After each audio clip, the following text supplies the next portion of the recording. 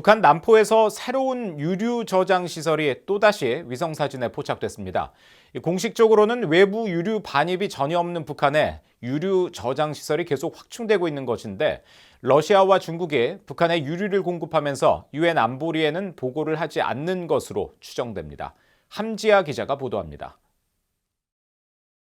민간 위성업체 플래닛랩스가 23일 북한 대동강 어귀 남포의 유류탱크 밀집 지역을 촬영한 위성사진입니다. 지난 3월까지 원형 부지만 보이던 곳에 유류탱크 형태의 대형 물체 2개가 또 포착됐습니다. 새로 만들어진 유류탱크는 지름이 약 12에서 15m 정도로 지난해 만든 유류탱크보다는 작습니다.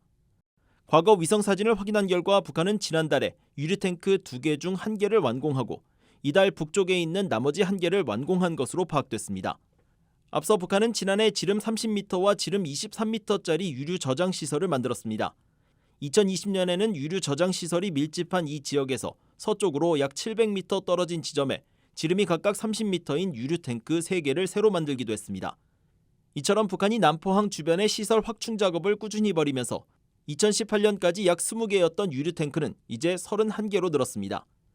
현재 이 일대에는 유류탱크가 들어설 것으로 추정되는 원형 부지 4개에서 5개도 포착됐는데 이것까지 더하면 이 일대의 유류탱크 수는 최대 36개가 될 전망입니다.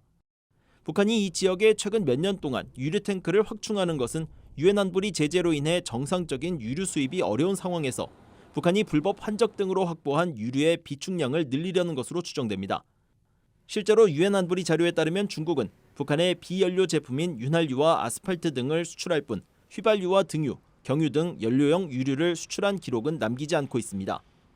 러시아 역시 신종 코로나 바이러스 사태 이후 대북 유류 반입량을 유엔 안보리에 계속 0으로 보고하고 있습니다.